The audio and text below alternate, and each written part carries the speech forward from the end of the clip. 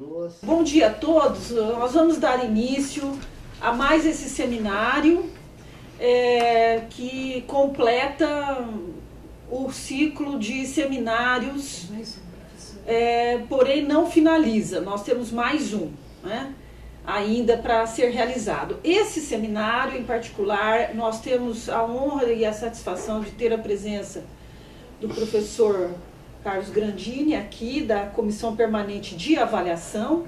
Ele é o presidente atual e vem nos prestigiar para fazer um seminário de esclarecimento sobre a nossa legislação que rege a prestação de serviços na universidade.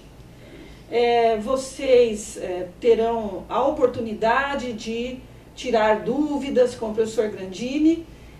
Nesse momento, eu agradeço a ele e à Comissão Permanente de Avaliação a disponibilidade e, desde já, nós estaremos em permanente contato, assim como vocês, né, numa mútuo relacionamento para que as dúvidas sejam resolvidas e solucionadas na medida do possível e das oportunidades que surgirem.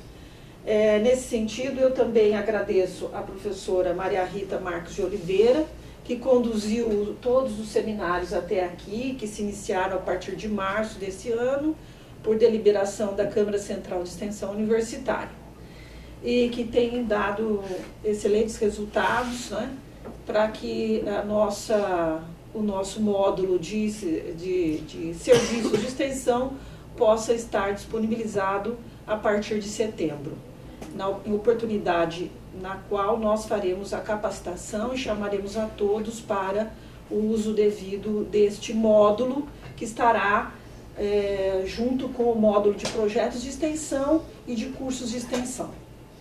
Então, agradeço a presença de todos e que tenham bom proveito nesse seminário. Por favor, Maria Rita.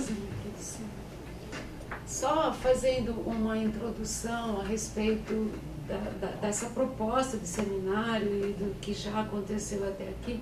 Muito provavelmente os que estão ouvindo hoje, a maioria participou dos outros seminários, mas a ideia foi começar com um primeiro seminário mais conceitual do que a PROEX entende por serviço, né, prestação de serviço, e aí o final do seminário ele traz o conceito de serviços da extensão, que é um conceito mais abrangente, que envolve o conceito de serviço que hoje, né, a gente compreende, mais abrangente, envolvendo também aqueles serviços que estão vinculados ao ensino, à pesquisa e à extensão. Então, o serviço que não acontece na universidade como um fim por si só. E também aquilo que na nossa legislação, né,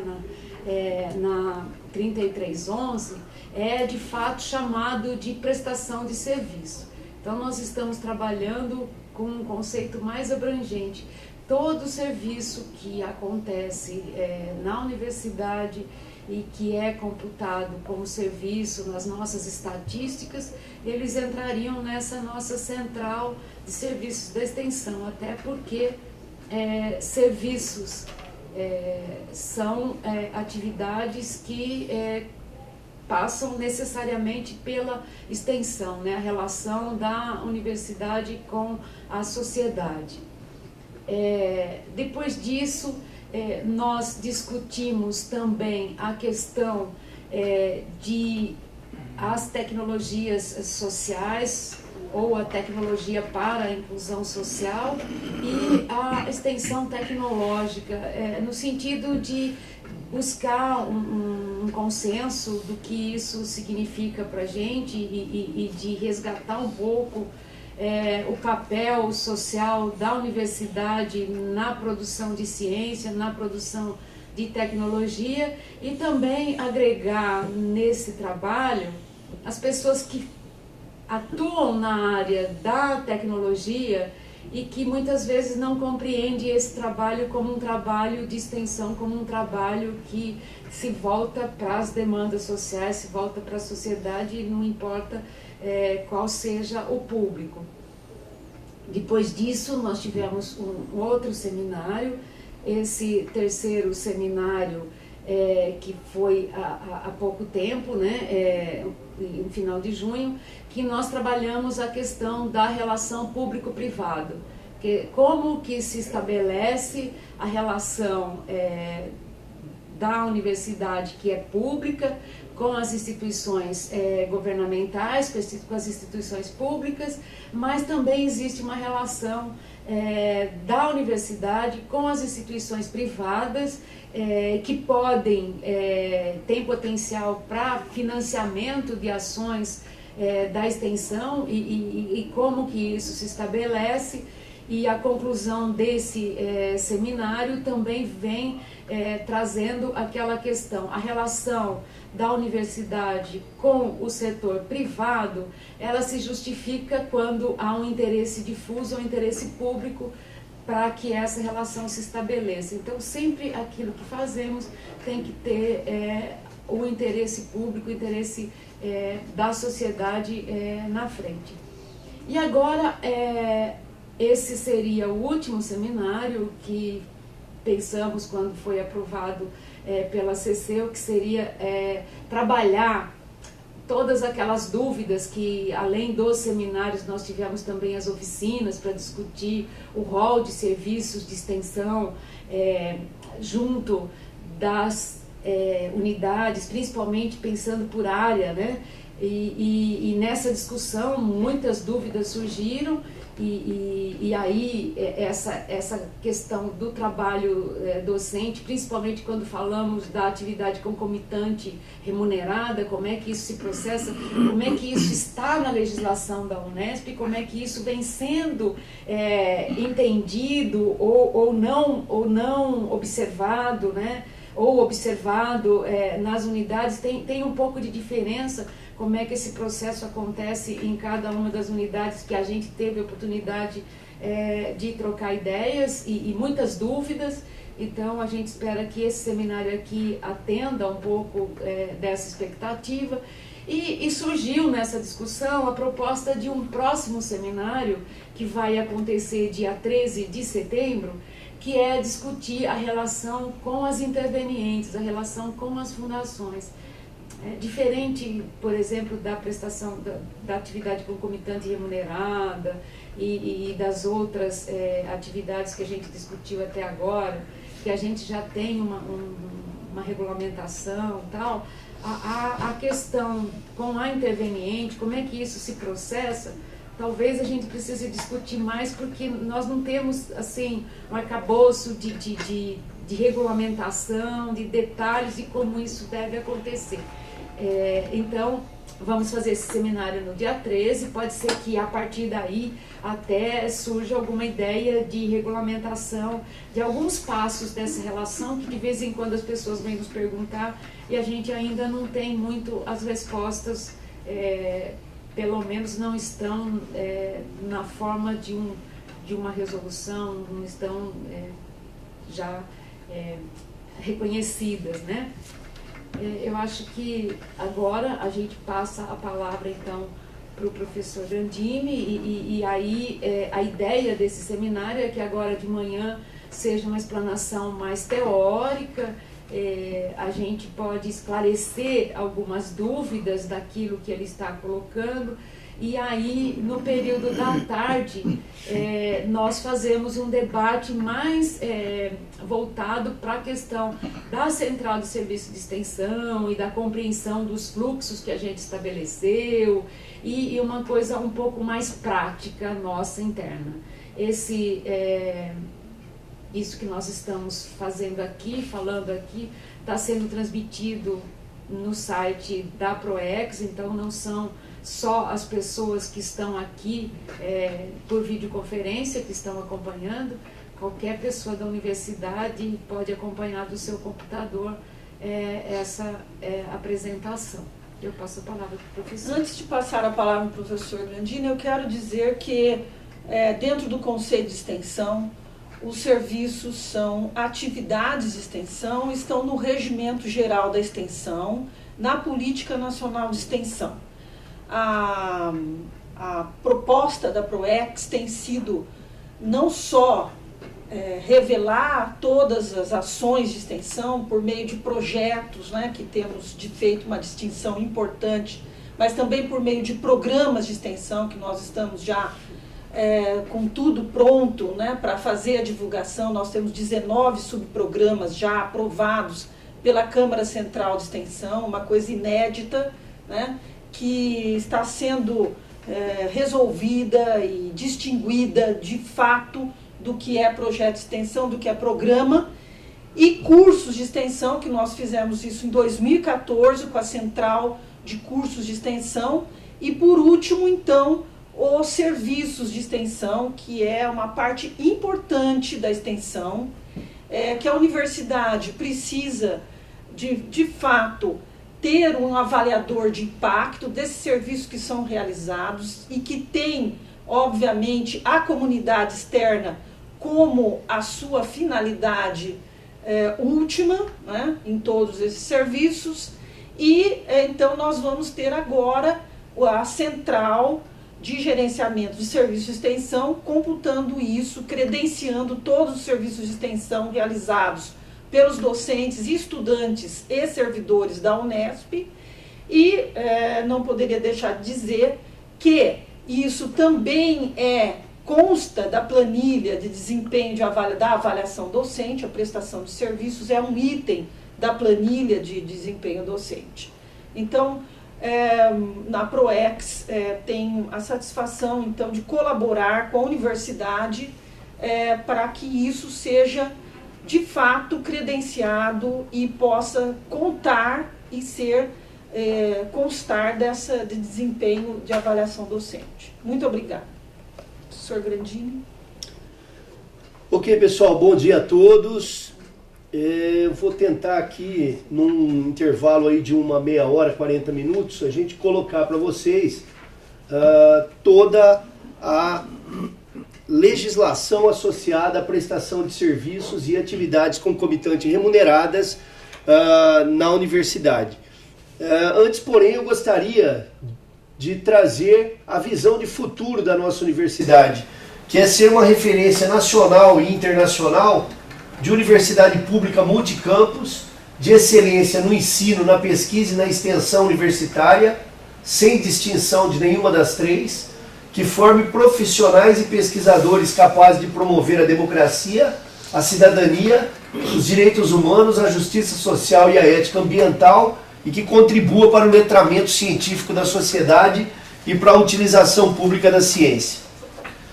Bem, lembrando também que a CPA é um órgão assessor do reitor e é diretamente subordinada a ele. Ela assessora o reitor em assuntos referentes à avaliação acadêmica e institucional da universidade e também à definição e aplicação dos regimes especiais de trabalho conforme diretrizes que foram estabelecidas pelo Conselho Universitário. A atuação da CPA é regulamentada pela Resolução 84 de novembro de 1999. Então, a atividade concomitante remunerada, ela está intimamente ligada a um dos dois regimes especiais de trabalho que nós temos na universidade. Atualmente, a Unesp possui 3 regimes de trabalho, sendo que 2 são considerados especiais e estão sob a análise da CPA. O primeiro é o regime de tempo parcial, que é um regime em que o docente se obriga a 12 horas semanais de dedicação à universidade, exclusivamente em atividades de ensino. Tá?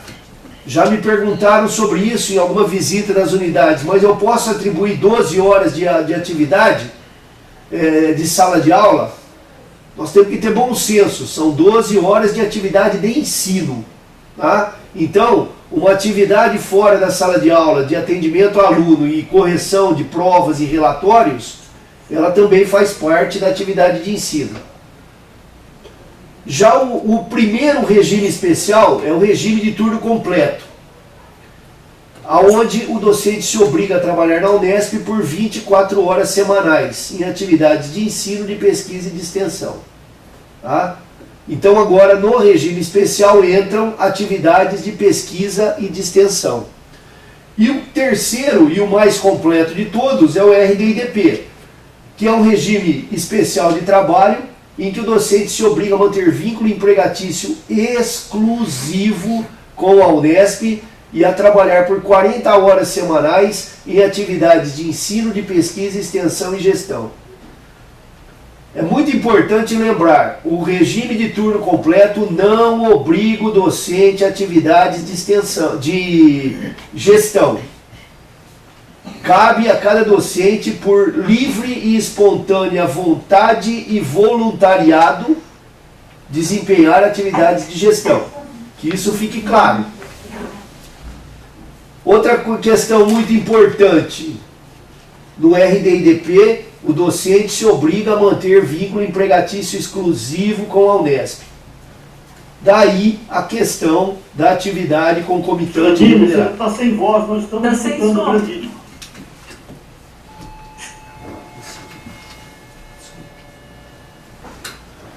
Agora acho que vai, né? Então, não sei aonde eu parei, mas voltando. Então o RDIDP, ele obriga o docente a manter um vínculo empregatício exclusivo com a Unesp.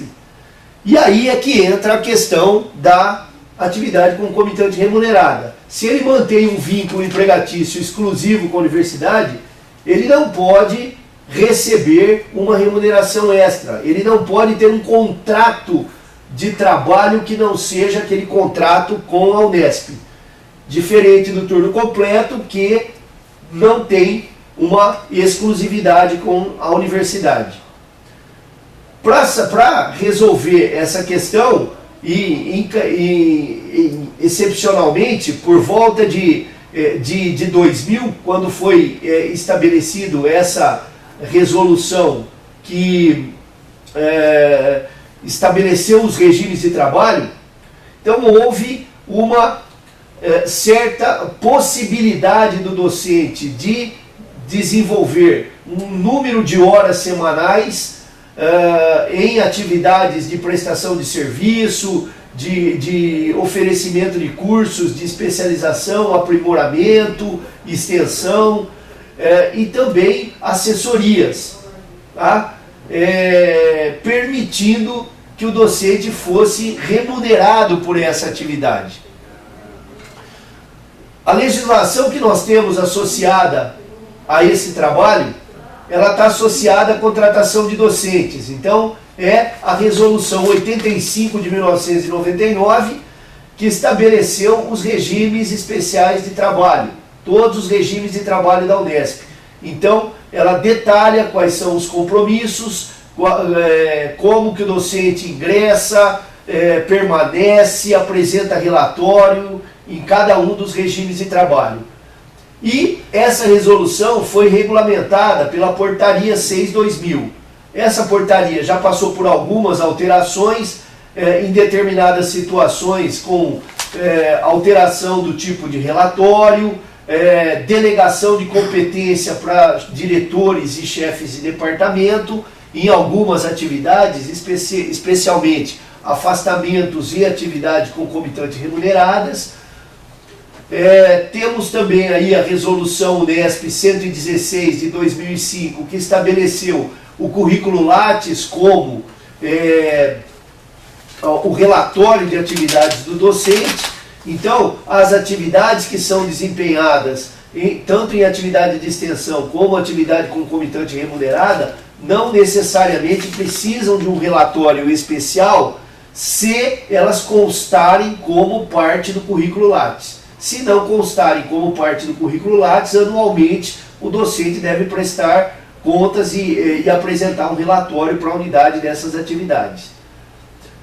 A Portaria 260 de 2007, que estabeleceu como dia 28 de março como a data de entrega do relatório, e a Portaria 487 de 2010, que estabeleceu um limite de mínimo de 10 anos para que o docente, estando em um regime inferior, por exemplo, no regime de 12 ou 24 horas, ele passe para o RDIDP. Então, esse limite de 10 anos para adquirir o direito à aposentadoria, ele garante que o docente deva permanecer no mínimo 10 anos na universidade antes de ter garantida a aposentadoria integral num regime mais privilegiados, vamos dizer assim. No caso de afastamentos, a resolução Unesp 1997 é a que estabelece as diretrizes para o afastamento de docentes e pesquisadores na universidade. Bem, toda essa legislação vocês vão encontrar na página da CPA, tá? na aba de documentos da página inicial da CPA, aqui no portal da reitoria, e aí dentro aqui de documentos nós temos um link para a legislação vigente associada ao trabalho docente. E aí nós temos uma compilação de toda essa legislação em PDF que pode ser baixada a qualquer momento, tá? Sempre atualizada com as alterações que foram promovidas na legislação. Muito bem. Antes da gente começar a discutir propriamente a legislação, alguns pontos importantes para a gente entender que vai aparecer muito na nossa discussão. O famigerado estágio probatório. Tá? O estágio probatório, de acordo com a portaria Unesp 6/2000, no parágrafo único do artigo 3º, ele está definido como um período mínimo de 3 anos. A palavrinha mínimo é interessante. É o período mínimo de 3 anos a partir da data do efetivo exercício no regime de trabalho. A portaria 6/2000, do artigo 4º, ela diz o seguinte, que mediante proposta devidamente justificada da CPA, em casos excepcionais, o estágio probatório poderá ser prorrogado por até 3 anos. Certo? Muito bem. Então, tirando uma dúvida que paira no ar para alguns docentes novos, ter o estágio probatório prorrogado não é nenhuma punição, mas sim é uma garantia ao docente que ele tenha mais 3 anos para mostrar que ele tem condições de estar no RDIDP ou no RTC. Se fosse algum tipo de punição, ele teria o contrato dele suspenso. Porque a não aprovação de um relatório significa a supressão do regime de trabalho. E no caso do CLT, a demissão por justa causa. Então, prorrogar o estágio probatório significa dar chance ao docente por até mais 3 anos para mostrar que ele tem condições de estar no regime especial de trabalho.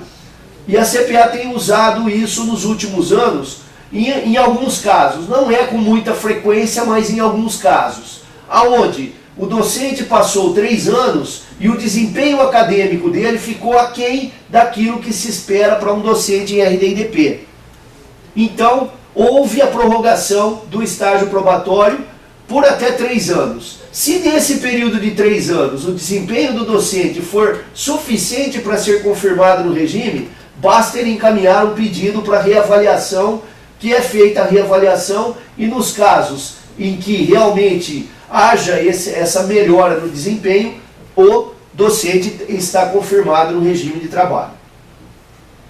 Bem, então o que é o objetivo da nossa conversa hoje mesmo? Atividade concomitante remunerada. A resolução 85 de 99, no parágrafo 1º do artigo 4º, ela estabeleceu que o docente, portador de no mínimo título de doutor, e desde que em dia com as obrigações decorrentes desse regime de trabalho, poderá, em caráter excepcional, exercer simultaneamente, mediante remuneração, e desde que não prejudique o desempenho de suas funções, as seguintes atividades nas condições que serão estabelecidas mais adiante pela resolução. Primeiro, difusão de ideias e conhecimentos. Segundo, exercício de atividades docentes.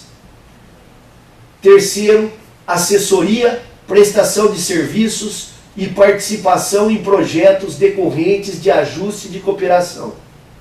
Então são essas 3 categorias aonde os docentes em RD&DP podem desenvolver atividades concomitantes remuneradas.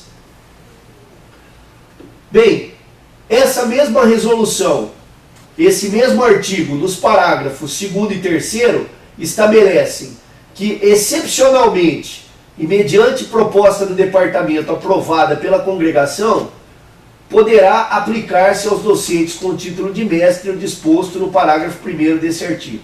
Hoje, em 1999, isso tinha sentido. Hoje, esse parágrafo 2º, ele é praticamente inócuo, porque o número de docentes com título de mestre na universidade, eles são insignificantes, tá? E um docente que está contratado há mais de 10 ou 15 anos e que ainda não ingressou no programa de doutorado, nos moldes que nós temos hoje na universidade, eu questiono a viabilidade desse docente ainda estar mantido em RD&DP.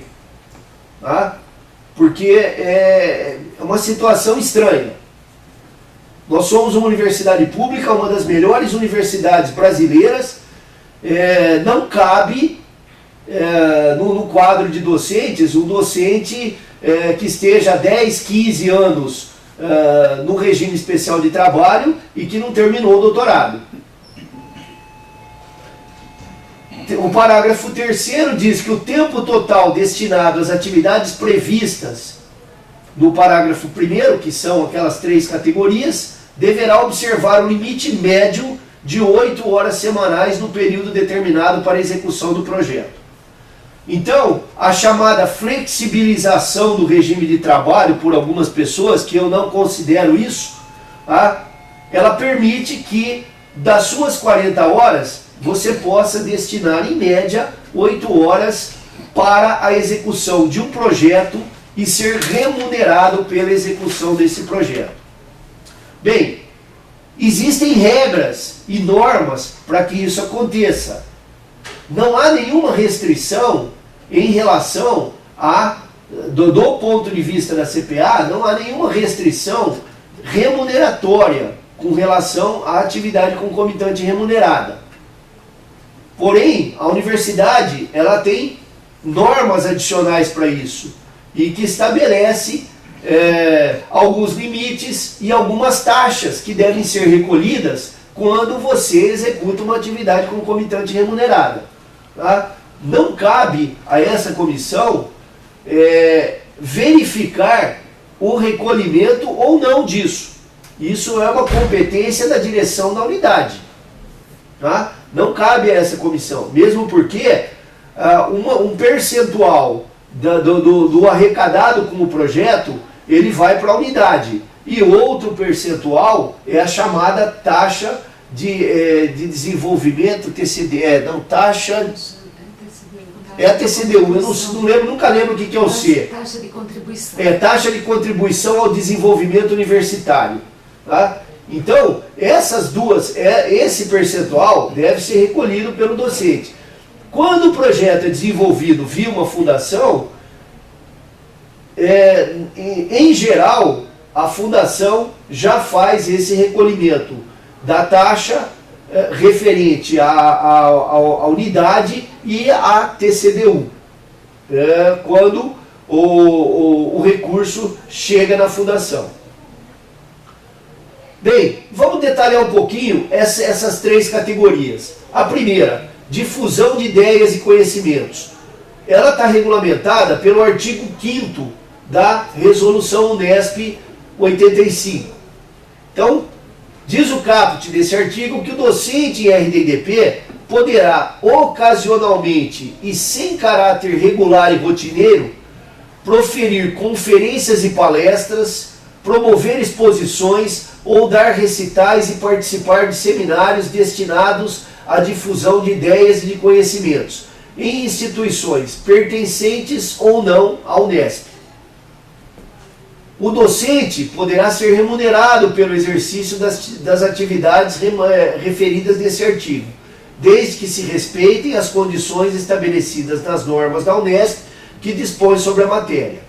A remuneração prevista nesse parágrafo 1º não poderá provir de recursos orçamentários da Unesp, obviamente quando são em unidades associadas à Unesp. E as atividades referidas no caput desse artigo estarão condicionadas à aprovação prévia do Conselho de Departamento e da Congregação.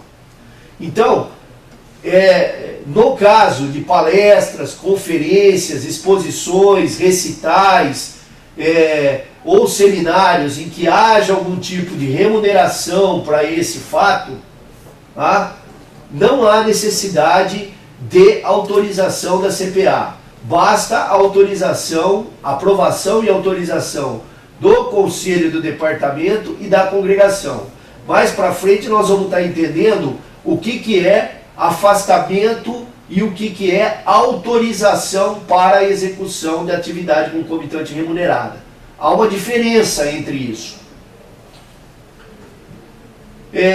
Uma outra questão para que a gente veja, eu não sei do ponto de vista da central de atividades de extensão como isso está sendo tratado.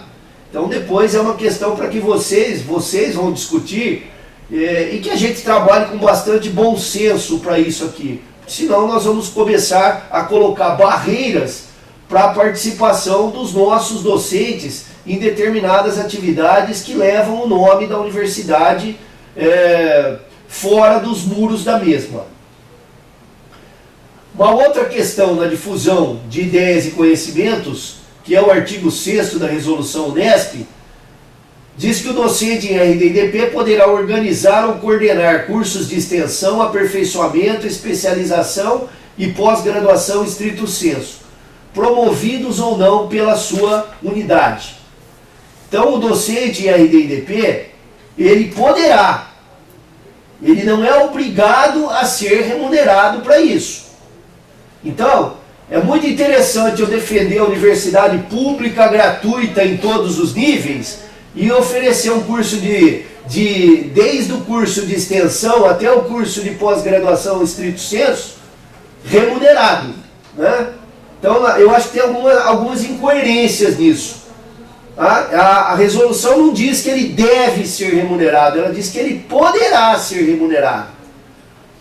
Então, o docente poderá ser remunerado pelo exercício das atividades referidas nesse artigo, desde que obedeça às condições estabelecidas nas normas da Unesp que dispõe sobre a matéria. Então, os recursos para pagamento do docente somente poderão provir de fontes estranhas ao orçamento e também as atividades referidas no caput, quando executadas fora da Unesp, serão exercidas por tempo determinado e condicionado à existência de ajuste de cooperação específico para o projeto proposto, proveniente de acordo de cooperação entre a Unesp e a instituição interessada. Veja, aqui tem um ponto interessante. As 3 universidades que fazem parte do Sistema Universitário Paulista e que são vinculadas ao CRUESP, a USP, a Unesp e a Unicamp, elas estabeleceram um acordo de cooperação chamado Acordo CRUESP. Esse acordo, ele garante a possibilidade do docente das 3 universidades desenvolver atividades em uma outra co-irmã, mesmo que ele seja remunerado por essa atividade. Então, há esse acordo de cooperação. Então, quando se tratar de USP e Unicamp, não há necessidade de convênio de cooperação entre nenhuma unidade por conta do acordo CRUESP. Tá? Isso é muito importante. Tá? Seja ele para aulas, lá inclui inclusive aula de graduação. Tá? A nossa legislação, ela restringe a questão da aula de graduação. Mas a aula de pós-graduação, seja estrito ou lato sensu, remunerada ou não, ela está prevista no acordo CRUESP. No artigo 7º dessa mesma resolução, ela garante ao docente em RDDP a percepção de direitos autorais e de proventos oriundos de patente, nos termos das normas da Unesp que dispõe sobre essa matéria. Então eu acho que agora, veja, tudo está dizendo aqui nos termos das normas da Unesp que dispõe sobre a matéria. Isso está fora da alçada da CPA. Isso vai caber à Pró-Reitoria de Extensão, o estabelecimento de normas dentro dessa central de extensão, para estabelecer essas normas e estabelecer a contribuição das taxas à universidade ou não em cada uma dessas situações da difusão de ideias e conhecimentos. Segundo, do exercício de atividades docentes. O artigo 8º da Resolução Unesp 85, ele regulamenta o exercício das atividades docentes e diz que o docente em RDDP poderá exercer funções docentes remuneradas ou não. Volto a lembrar da palavra poderá e não deverá, em nível de pós-graduação, no magistério superior, em nível de pós-graduação, em instituições públicas ou privadas, e desde que o respectivo projeto de atividades seja aprovado pelo Conselho de Departamento e pela congregação da unidade que está lotada. Pessoal, campos experimentais ou unidades recém-consolidadas, onde se lê Conselho de Departamento, leia-se Conselho de Curso. Onde se lê congregação, leia-se Conselho Diretor. Ok? Tá? Conselho de curso somente para os campos experimentais e unidades recém-consolidadas. Parágrafo 1º. A atuação em instituições públicas ou privadas externas à Unesp que trata esse artigo será exercida por tempo determinado e estará condicionada à existência de ajuste de cooperação específico para o projeto proposto, previamente estabelecido entre a Unesp e as instituições interessadas. Veja bem que tem uma palavrinha antes ali escrito previamente.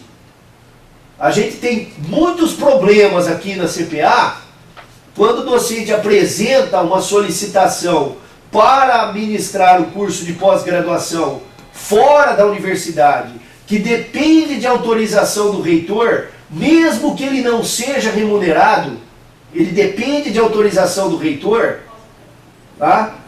E para isso ele tem que ter um termo, um acordo de cooperação entre a Unesp e a instituição, exceto no caso da USP e da Unicamp, que este acordo já existe. Ok? Então isso é muito importante. As federais, elas são públicas. Mesmo a UFSCar e a Unifesp, que estão dentro do estado de São Paulo, as FATECs, que também são estaduais, a FATEC não faz parte do acordo PROESP. Tá? Porém, há uma confusão, porque o Centro Paula Souza academicamente é associado à Unesp. Então, quando é uma situação de FATEC, é um pouco mais complicado. Tá? Em determinadas situações, pode-se interpretar que a FATEC, academicamente, ela ainda é associada à Unesp. Tá?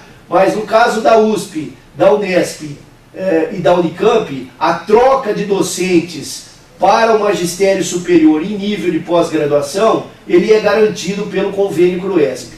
UFSCar e Unifesp, não. Tem que haver o convênio de cooperação para, e o termo aditivo, obviamente, para aquela atividade. Previamente. Então isso é importante estar claro. O artigo 8º, ainda, ele fala, o parágrafo 2º, ele diz que o exercício concomitante de atividades poderá ser permitido, desde que o docente esteja confirmado no regime de trabalho. Isso é muito importante. Docente que esteja em estágio probatório, a legislação não garante esse tipo de atividade. a remuneração pecuniária, se houver, corra por conta de recursos oferecidos por entidades externas à Unesp, e desde que o docente obedeça às condições estabelecidas nas normas da Unesp que dispõem sobre a matéria. A carga horária semanal destinada ao exercício concomitante de atividades docentes não seja computada no cálculo das horas-aulas atribuídas ao docente. Então, as aulas ministradas em atividade concomitante remunerada, seja na Unesp ou fora dela, não entram no cômputo das 8 horas aula. Isso precisa ficar bem claro. Tá? Se eu oferecer um curso de extensão, de aperfeiçoamento, de aprimoramento ou de pós-graduação, lato sensu, se eu receber remuneração para isso, essas horas não podem entrar no cômputo das 8 horas aula. Tá claro? Se a atividade é remunerada para esses cursos, não pode ser utilizado para o cálculo das horas. Apenas se não for remunerado. Bem, em caráter excepcional, a CPA, que é tão ruim, tem autorizado ao docente não confirmado no regime uma participação, mesmo estando em estágio probatório. Uma só, tá? No período de 3 anos. Também nós temos que entender que o docente, nesse período de 3 anos, ele tem que se dedicar ao Unesp em outras situações. Tá? Nós já tivemos situações do docente que antes de ter o regime aplicado, solicitou atividade concomitante remunerada para ministrar curso de especialização. Então, em caráter excepcional, nós temos autorizado uma única vez. Tá? Eu não me lembro, eu não sei se teve um único caso que, se não houvesse parece que um falecimento de um docente no meio do curso e não tinha outra pessoa para ministrar o curso, senão aquele docente que estava em estágio probatório. E aí eu acredito que teve uma autorização, mais uma autorização, mas, regra geral, uma única autorização ao longo do estágio probatório. Terceira categoria, assessoria, prestação de serviços e participação em projetos.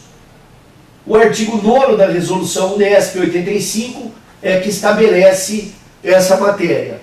E o caput diz que o docente em RD&DP poderá receber remuneração por atividades de assessoria, de prestação de serviços profissionais ou de participação em projetos, decorrentes de ajuste de cooperação, desde que sejam respeitadas as condições estabelecidas nas normas da Unesp que dispõe sobre a matéria.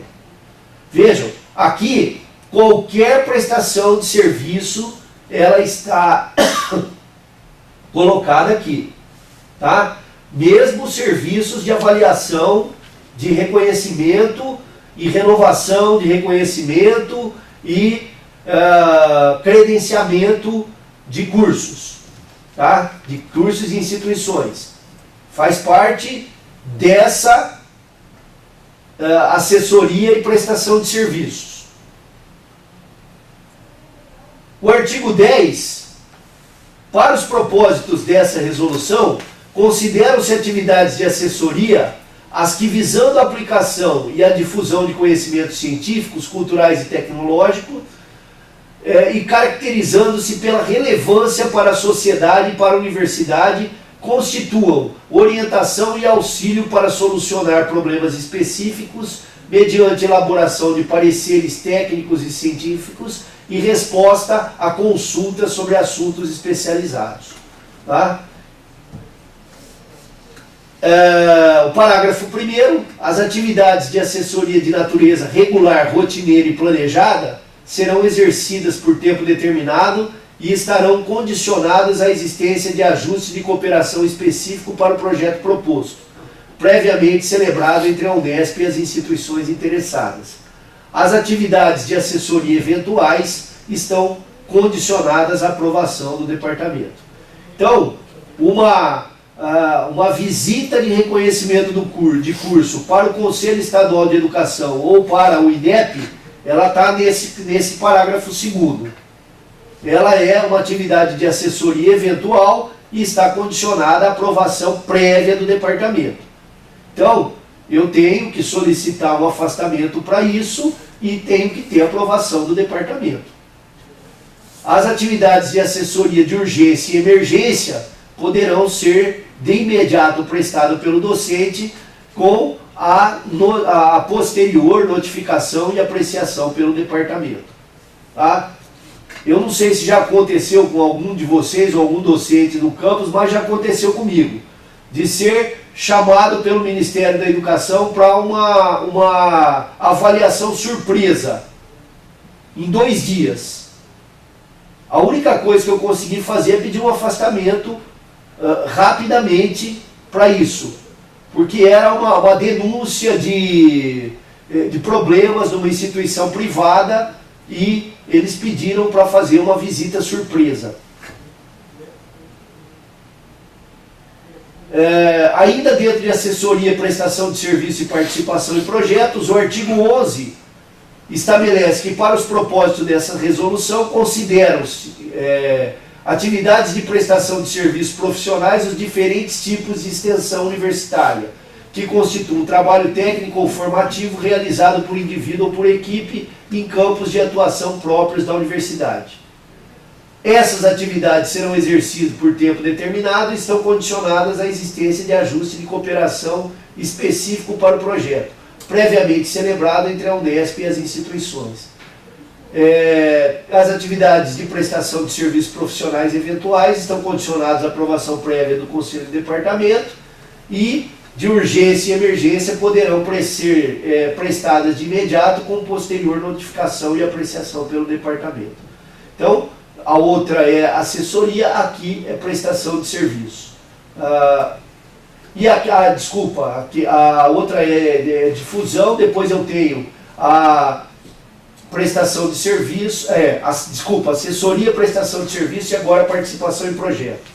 Tá? Então considera-se atividade de participação em projeto toda e qualquer parceria com entidades externas na elaboração ou na execução de plano para a realização de empreendimento em campos de atuação para os quais a Unesp desenvolve conhecimentos e técnicas ou forma recursos humanos. Tá? O perímetro não está aí, mas os projetos desenvolvidos juntamente com a Petrobras ou com as agências nacionais regulatórias, a ANEEL, a Agência Nacional de Águas, de Telecom, a Anatel, elas se encaixam dentro desse artigo 12. Tá? Então é uma participação em um projeto.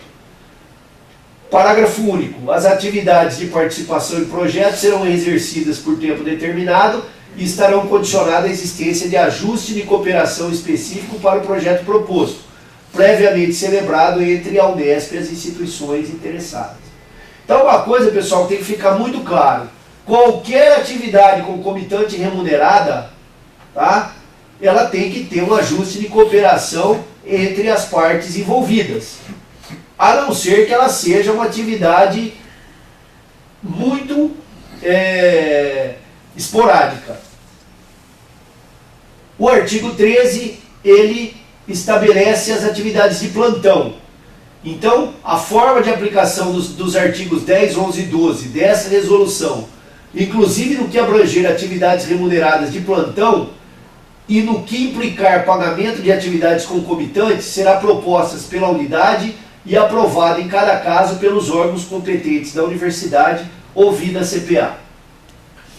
A CPA delegou para os diretores quando a atividade for até um período de 60 dias. Num período superior a 60 dias, o processo deve ser encaminhado à CPA. Até 60 dias é de responsabilidade do próprio diretor. A operacionalização de que trata o caput desse artigo deverá levar em conta a correspondência qualitativa e quantitativa com as atividades exercidas pelo docente no departamento. E a operacionalização das atividades dessa resolução que implicarem a utilização dos recursos financeiros, equipamentos ou instalação da Unesp dependerá de proposta elaborada pela unidade e aprovada pelos seus órgãos colegiados próprios e só terá validade se aprovada pelos órgãos colegiados da unidade, ouvida a CPA. Eu quero lembrar ainda na primeira parte que esta delegação da CPA para as unidades foi feita solicitando que cada unidade encaminhasse ao final do mês uma planilha com a relação dos docentes que desenvolveram atividades concomitantes remuneradas. Eu quero acreditar que todas as unidades estão cumprindo este acordo estabelecido. Tá? E aí eu digo que a nossa universidade faz muito pouca atividade concomitante remunerada, porque não chega quase nada aqui na CPA. Então, do exercício de atividade concomitante remunerada, a portaria 6/2000, no artigo 11, estabelece que poderá ser autorizado o exercício simultâneo de atividades remuneradas em caráter temporário, desde que não prejudique o desempenho regular do cargo e função e atenda às normas que regulamentem os afastamentos docentes e o disposto na resolução Unesp 85. Muito importante aqui, o número de docentes simultaneamente afastados para o exercício de atividades remuneradas, eventuais ou sistemáticas, não poderá ultrapassar 20% do total de docentes do departamento. Então, moçada, vamos prestar atenção na hora de fazer a grade de distribuição de horas para atividade concomitante remunerada. Tá? Não é que eu não possa ter o meu corpo docente todo fazendo atividade concomitante remunerada. O que eu não posso é na segunda-feira ter 100%, na terça 100%, na quarta 100%, na quinta 100%, na sexta 100%. Mesmo porque eu só tenho possibilidade de fazer 8 horas. Então, ao invés de eu distribuir 2 horas por dia, que eu concentre tudo em um dia, e aí eu não vou ter os 100% afastados naquele mesmo dia. Lembre-se que está escrito lá em cima, isso é importante, o número de docentes simultaneamente afastados. Afastados. Afastados significa que é fora do campus aonde ele está lotado. Nós vamos esclarecer isso daqui a pouco. Os docentes em RDNP que tiverem exercido as atividades remuneradas previstas no artigo 1º do parágrafo 1º do artigo 4º da Resolução 85 deverão anualmente encaminhar relatórios circunstanciados dessas atividades para apreciação do Conselho e da Congregação. Foi isso que eu disse no começo. Se as atividades constarem do currículo Lattes que for entregue como relatório anual ou como relatório trienal, não há necessidade de um relatório específico para isso. Agora, se ela não fizer parte do currículo Lattes, deverá ser encaminhado um relatório circunstanciado dessa atividade. Com exceção da hipótese prevista no parágrafo 3º do artigo 10 da Resolução 85, os docentes deverão aguardar em exercício a autorização competente para início das atividades a que se refere o disposto no caput desse artigo, observando-se para esse efeito, além das previsões correspondentes estabelecidas nessa portaria, os preceitos contidos nos artigos 13 e 27 da Resolução 85 de 99. E o parágrafo 6º, que ficou grudado aí, o não cumprimento será considerado infringência aos preceitos dos regimes especiais de trabalho, independente de outras penalidades previstas relativas ao RDNP. Então, com exceção da atividade de urgência e emergência devidamente justificada, todas as outras só poderá ser iniciada depois de autorizado pelo órgão competente. Tá? Nós estamos cansados de ver chegar aqui a autorização com o projeto depois de 1 ano de começado. Nós devolvemos dizendo que está extemporânea e é responsabilidade do diretor apurar a infringência às normas do regime de trabalho. O docente, quando entra na universidade, assina um termo que ele conhece a legislação vigente. Ele não pode dizer que ele não conhece essa resolução e essa portaria. Então ele deve aguardar em exercício a autorização. Somente inicia a atividade depois da autorização.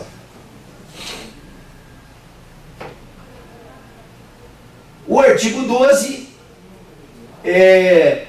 estabelece que os docentes em RDDP que desejarem exercer atividades concomitantes remuneradas, previstas no parágrafo 1º do artigo 4º da Resolução 85/99, que são aquelas 3 categorias, né, difusão de ideias e conhecimentos, atividades docentes e participação em assessoria, atividades de assessoria, prestação de serviços e participação em projetos, eles deverão submeter-se às seguintes exigências formais.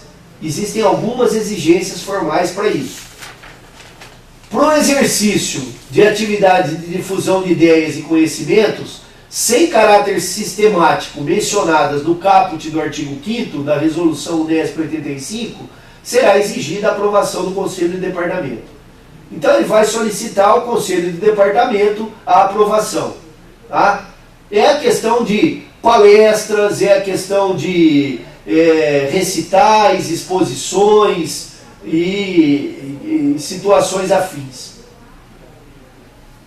O artigo 12 ainda regulamenta no item 2, para o exercício de atividades de difusão de ideias e conhecimentos mencionadas no artigo 6º da Resolução 85, serão exigidos, primeiro, aprovação do Conselho de Departamento e da Congregação da Unidade, com comprovação de que não haverá prejuízo para as atividades regulares do docente. Indicação da matéria, disciplina ou curso a ser ministrado. Fixação do horário semanal do docente na unidade a que pertença e na unidade solicitante atestada pelas autoridades competentes. Então, há necessidade dos 2 horários, porque se porventura o Tribunal de Contas do Estado vir até a unidade e perguntar aonde está o docente, o diretor não vai ficar desesperado ligando na casa dele, na casa de sei lá quem, para não falar em outros lugares, né? Então é importante que ele esteja afastado e que ele tenha esses 2 horários para que garanta ao diretor responder aonde o docente está quando for inquirido sobre isso. Ainda, no item 3, para o exercício de atividade concomitante de atividades docentes, serão exigidas a aprovação do Conselho, da Congregação, com comprovação que não haverá prejuízo para as atividades regulares do docente. Mesma coisa, indicação da matéria, disciplina ou curso a ser ministrado, fixação do horário do docente das 2 instituições e indicação do ajuste de cooperação específico para o projeto proposto, previamente celebrado entre a Unesp e a instituição interessada, detalhando as participações e suas atividades. Tá ok? Então, qual a diferença? Para a difusão de ideias e conhecimentos, não há necessidade de um ajuste de cooperação. Tá? Então precisa da aprovação do horário da disciplina que ele está ministrando, ou as disciplinas que ele está ministrando, tá? A fixação do horário semanal na unidade e na unidade solicitante. Tá? Já para as atividades docentes, além dessas 3 situações anteriores, há necessidade do ajuste de cooperação específico para aquele projeto proposto. No caso de assessoria em caráter sistemático, a mesma coisa da anterior. Tá? Aprovação pelo conselho e a congregação, indicação da atividade, a fixação do horário semanal do docente e indicação do ajuste de cooperação para o projeto proposto previamente celebrado entre a Unesp e a instituição. E no item 5, para assessoria ou prestação de serviços, a mesma coisa do anterior. Tá? Então, o que vai acontecer é que tem um item a mais. A comprovação de que a atividade será exercida sob a supervisão e a responsabilidade da unidade universitária por meio dos departamentos ou núcleos criados especificamente para esse fim. Tá? E o item 6, para participação em projetos, é exigida a aprovação do Conselho de Departamento e da Congregação, comprovando que não haverá prejuízo para as atividades, indicação das atividades envolvidas, cronograma de desenvolvimento do projeto, discriminando os horários de participação do docente, cópia do projeto a ser desenvolvido.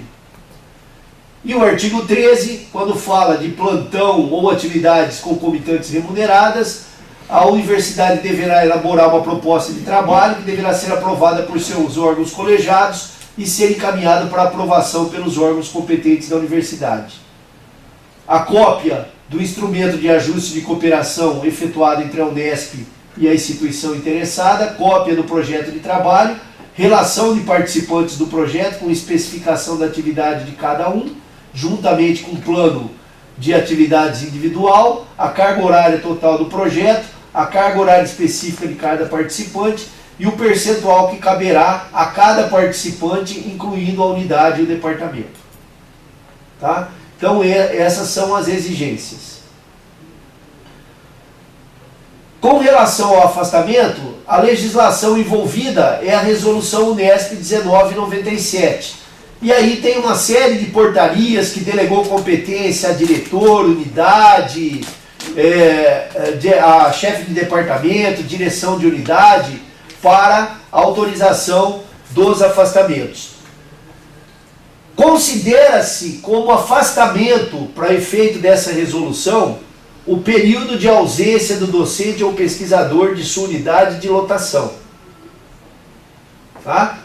Se a unidade faz parte de um campus, então considera-se que o campus engloba a unidade. Então, se você está em Bauru, Botucatu, Rio Claro, Araraquara, se o projeto está sendo desenvolvido em outra unidade, não há necessidade de solicitação de afastamento.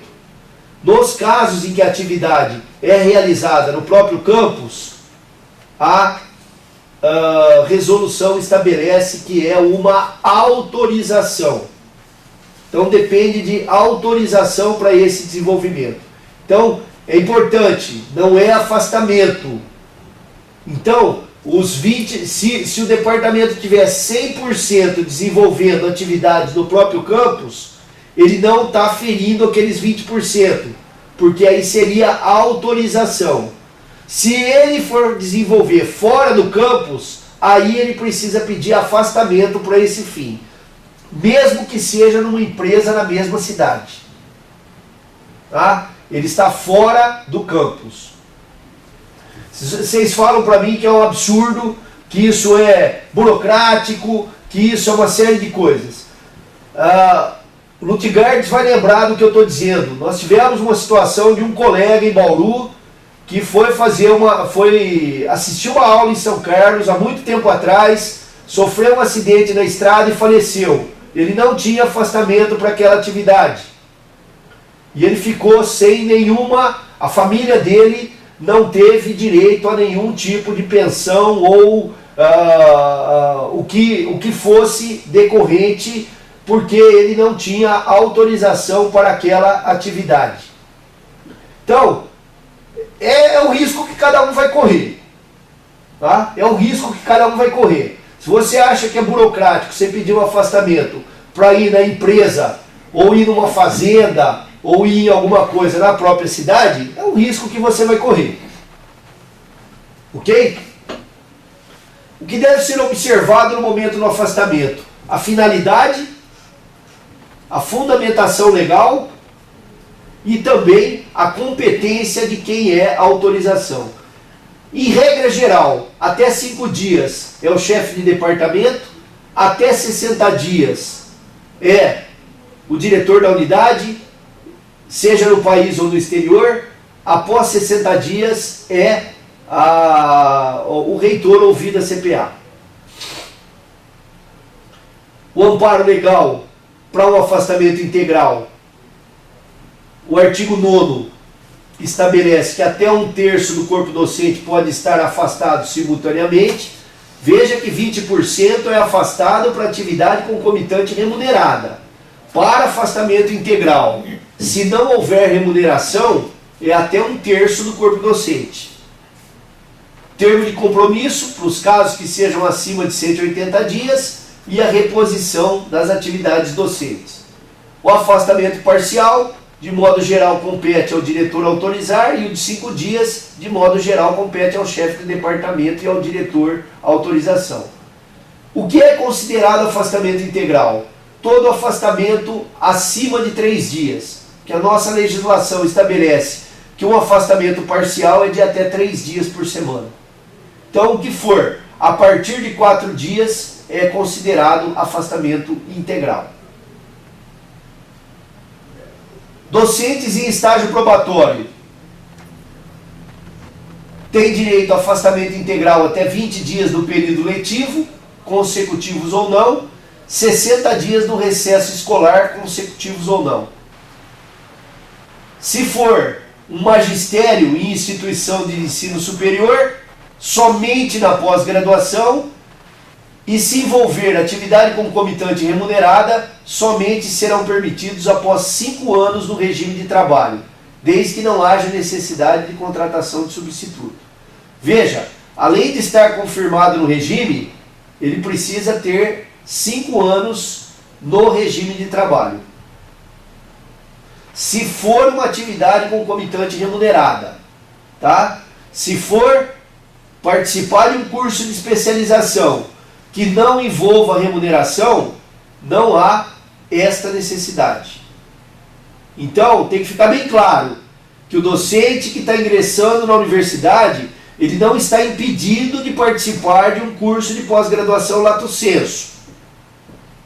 O que ele está impedido nos primeiros 5 anos é de receber remuneração para esse fato. Tá? Então, se ele é um grande defensor da escola pública gratuita em todos os níveis, abra mão da remuneração. Né? A CPA autorizou em caráter excepcional uma única vez a remuneração para um docente em estágio probatório e a menos de 5 anos no regime especial de trabalho. Muito bem, pessoal, aqui eu apresento para vocês a composição da CPA. Os 4 primeiros, eu, o professor João Carlos, que é o vice-presidente e coordenador do grupo de avaliação institucional, professor Wagner, do campus do Litoral Paulista, e a professora Ana Paula, do campus de Guaratinguetá, da Faculdade de Engenharia de Guaratinguetá, somos representantes da área de Ciências Exatas, todos titulares, e também bolsista de produtividade e pesquisa do CNPq, na área de ciências biológicas, professor Leonardo Zornoff, da Faculdade de Medicina de Botucatu, professor Carlos Alberto Costa, da Faculdade de Odontologia de Araraquara, professor Gilson Torniolo, da Faculdade de Ciências Agrárias e Veterinárias de Jabuticabal, professor Carlos Raitano, da Faculdade de Ciências Agrárias de Botucatu, também todos titulares e bolsistas de produtividade e pesquisa do CNPq. Na área de ciências humanas, professor João Lima Santana Neto e a professora Vera Valdemarim, ambos titulares e bolsistas de produtividade. A professora Lia é adjunto 3, também bolsista de produtividade e pesquisa. Então é uma coisa que a gente procurou nesses últimos 12 anos, que a CPA fosse constituída com o maior número possível de docentes que fossem titulares, que fossem bolsistas de produtividade e pesquisa e, obviamente, atuassem em todas as dimensões da universidade: ensino, pesquisa, extensão e gestão. A equipe de apoio: o Jânio, a Mauria, a Edna, a Jaqueline, Pedro, Carla e Márcia. E eu deixo o e-mail e o telefone do Jânio como contato. O pessoal da DTA sabe que ele faz o que ele pode e o que ele não pode para ajudar todo mundo. E nosso link aí no portal Unesp para qualquer outra informação que for necessária. Então eu agradeço a atenção de vocês e fico à disposição para que a gente possa discutir um pouco e tirar as dúvidas.